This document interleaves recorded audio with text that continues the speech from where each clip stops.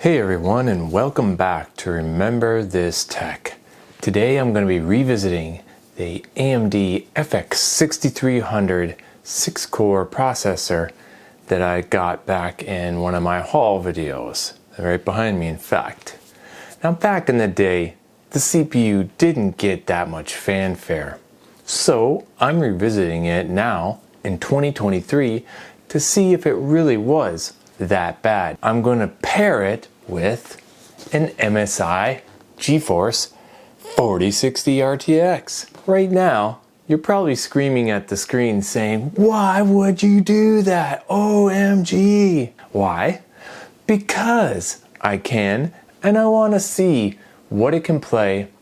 And not only that, but because many of you out there might still have the CPU or an older quad-core or 6-core CPU, or maybe an i7 3770. And they're just fine with that, with 1080p gaming, or occasionally 1440p. A lot of benchmarks and reviewers trash this GPU and this CPU, but I bet they aren't as bad as they say, or at least the GPU. Why?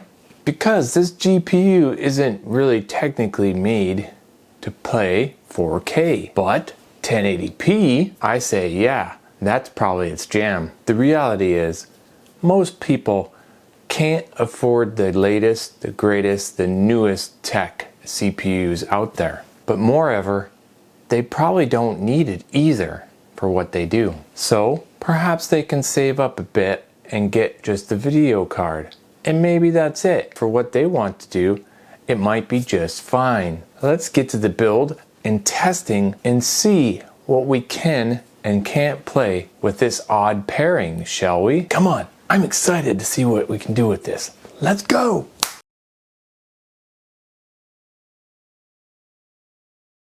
But first things first, this is the stock cooler, okay? And we're replacing it with this beast, okay? The thermal take. And the reason why I'm using it, because it's already fits, and taking this old one off shouldn't be a problem. It's stock. We got to clean it up, you know. And we've got to replace this system CPU anyways.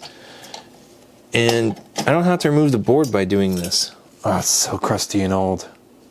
Yeah, this is how thin it is. But I highly recommend replacing this. And what's 20 bucks if you already spent $300 on a new GPU, right? So, alright. There's our FX CPU in all its glory. And we're going to leave the Frankenstein system a little bit dusty, but we're going to clean up the contact points and make sure we have a good clean surface. And we're going to use isopropyl alcohol on this. And then we're going to apply new thermal paste.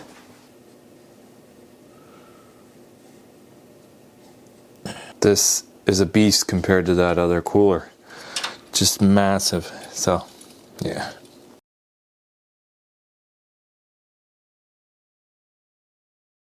I just thought of something before I put this big ass heatsink in there.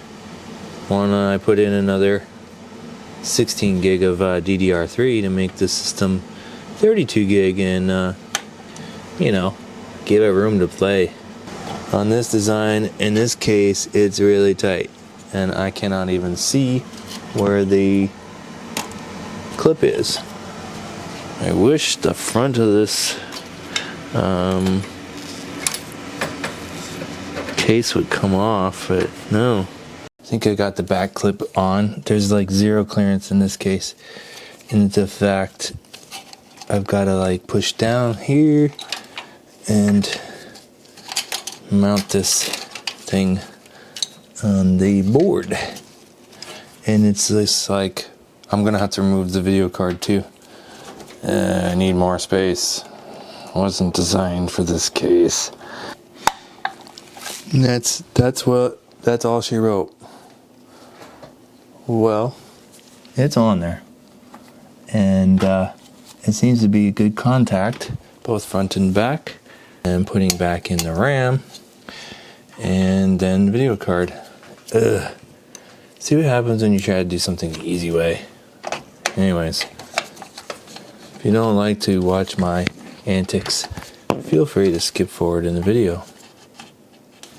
There's like zero room for any of this. Good thing it's not the RAM with the giant heat sinks, otherwise nothing would be working.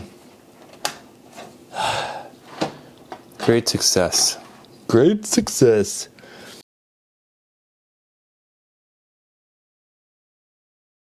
I took out the EVGA 600 watt power supply, as I just don't think it's going to be quite enough to power the 4060 and that power hungry CPU. With the CORSAIR CX750M, it's modular. The only thing that isn't modular is the 4-pin CPU and the ATX, but the rest is modular, so it should help make things in this tight space in this case a little bit easier to, cable manage for airflow. So with that extra headroom and a newer power supply, let's get this in here and test the system and install the OS. Here we are, as promised. We've got the 4060 card, and it's a twin fan design so it can fit into tighter spots. Hey, it'll give this 6300 FX system, 6-core system, a little bit of extra headroom.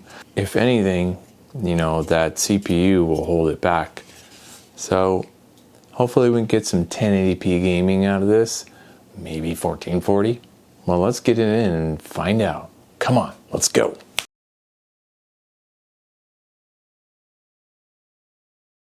So the first step here is we're going to do, we're going to try to overclock this system a bit. See what we can squeeze out of this system. First thing, you don't want to have it set as auto, but rather you want to set the multiplier manually. And you can go incremental, obviously. Like if you start with 18, you're shooting for 3600. And you don't want this on because that's turbo boost. So you want it to run at a fixed rate at all the time. Looks like it failed to post again. Such a piece of shit, man.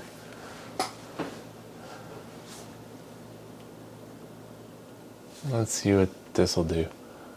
I mean, probably will hate it, just like everything else I've tried with this crap motherboard.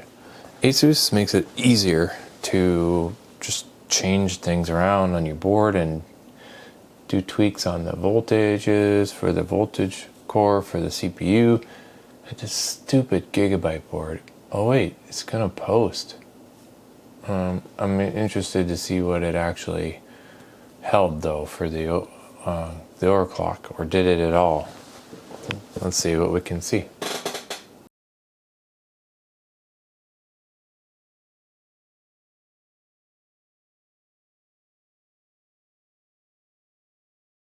So the first game we're going to test on this FX6300 series with the 4060 RTX video card is Borderlands 2. Why? It's an older game, but it's good to set the benchmark for what you're going to be able to play. So that's why I choose it. And I'm going to start off at 1440p. So let's get right into it. Let's go!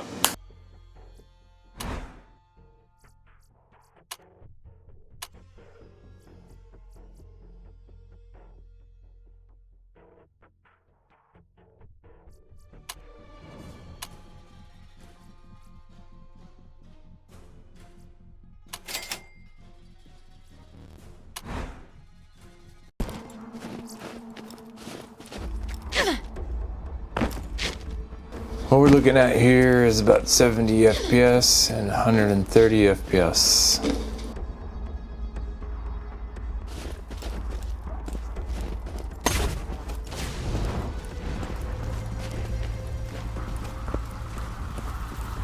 So that's pretty darn respectable for 1440p.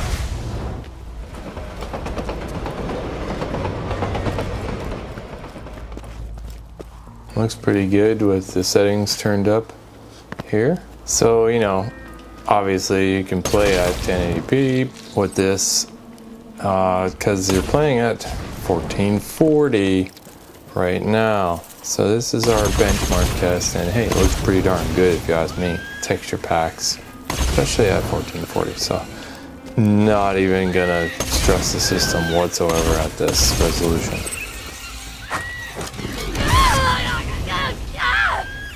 Now we need to go on from here.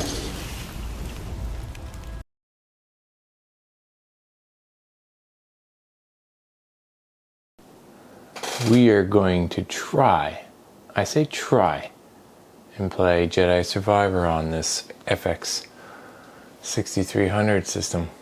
Now, who knows if it's going to work, but we're going to find out.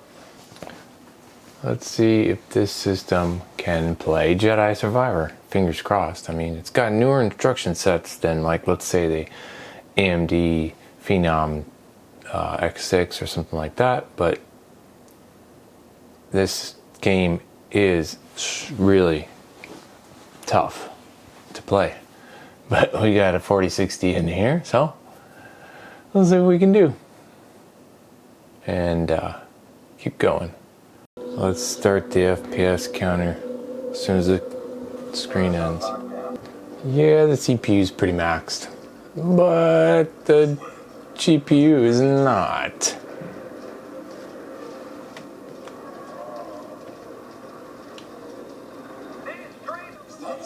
.1080p is playable on the FX6300 on this old CPU with 1080p with the 4060.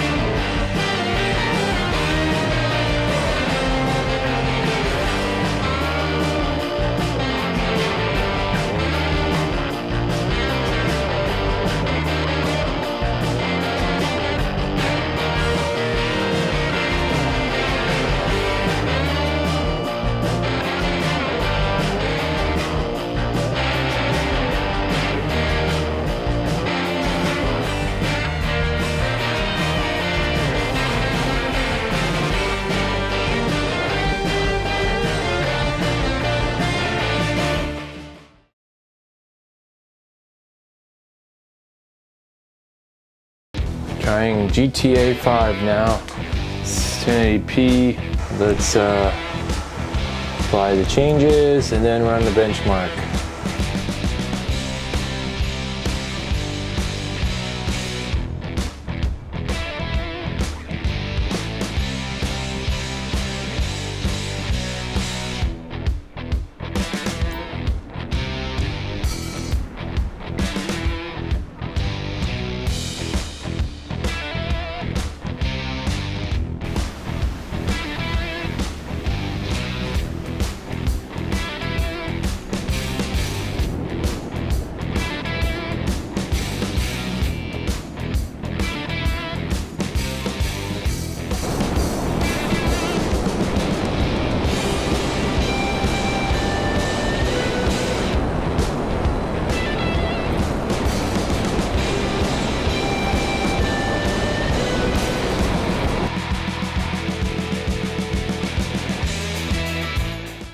Let's try Red Dead Redemption, and we've got to make sure VSync's off because that can limit some of your frame rates, a few other things.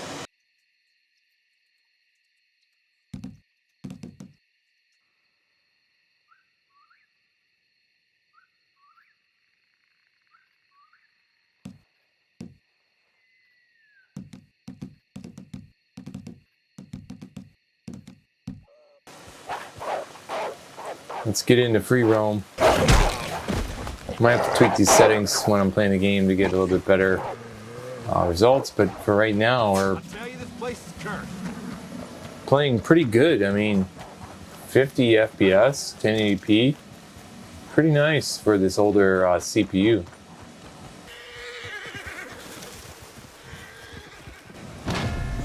Stole this horse, wild horse. Why not?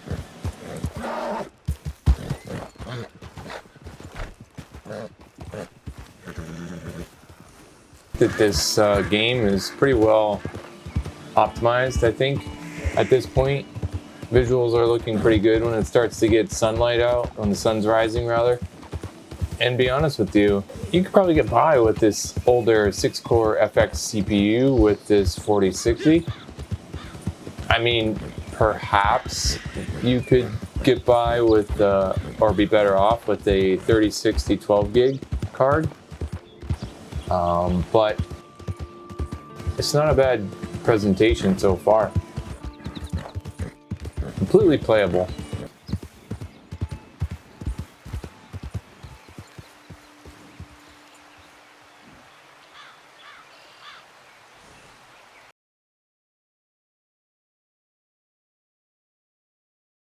All right. We're gonna try to play Company of Heroes 3 on this FX6300 system with the 4060 RTX.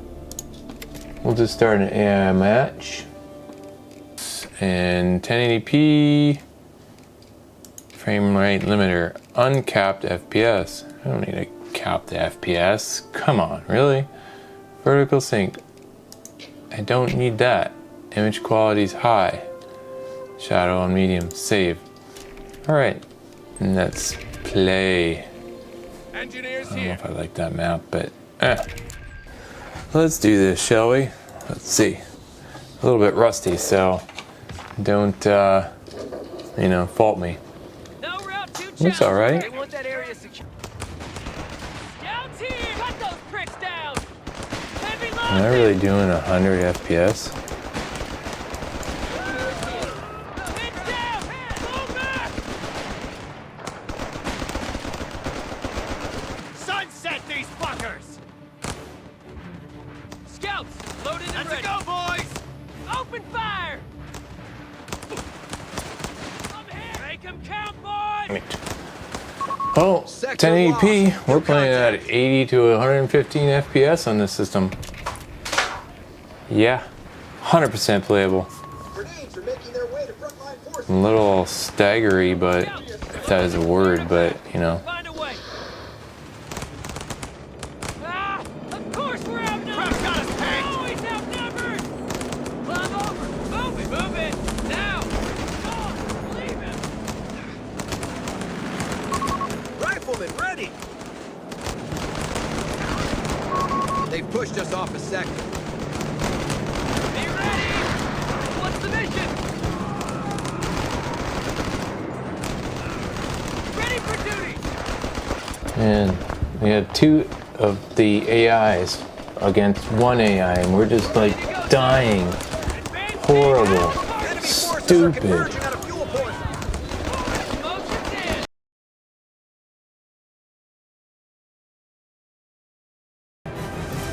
Let's try Witcher 3 with the high texture pack. Let's set the resolution to 1080p, tweak a few settings. Let's go to max FPS, make sure that it's unlimited. So, alright, so we're playing at like 54 and 76 FPS, 1080p. Every once in a while I get this weird stutter in the game, which kind of annoys me, and it's like a janky kind of issue. Like in the character when I'm running. I don't know if it's because of the weather, the rain, the terrain, I don't know.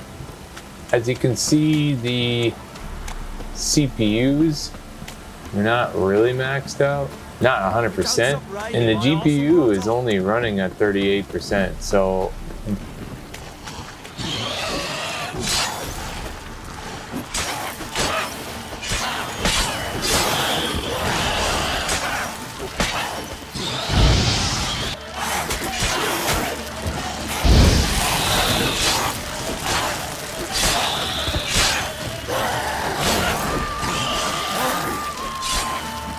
pretty sure we could probably do 1440p on this. I think your ultimate playability is in the 1080p, you know? Cool nest. Ought to just destroy it. Hitting 92 FPS here and there.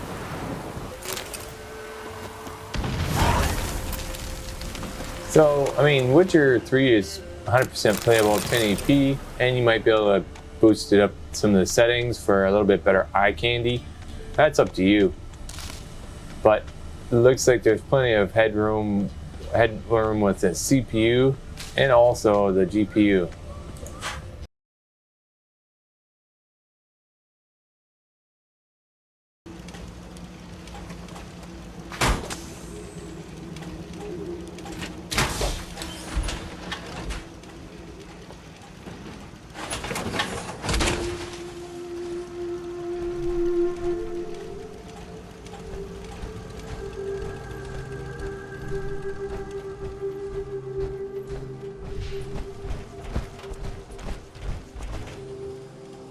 My systems are continuing to function at peak efficiency.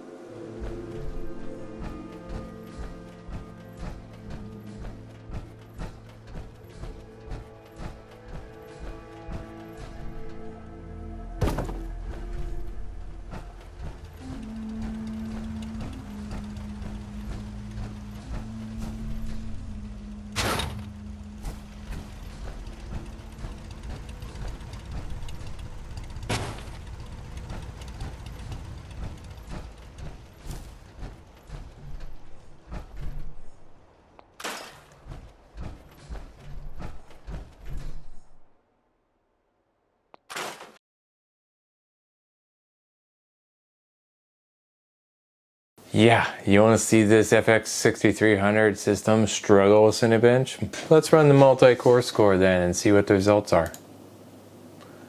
Do not choke, do not choke, do not choke. Be right back for those results. Be interesting to see.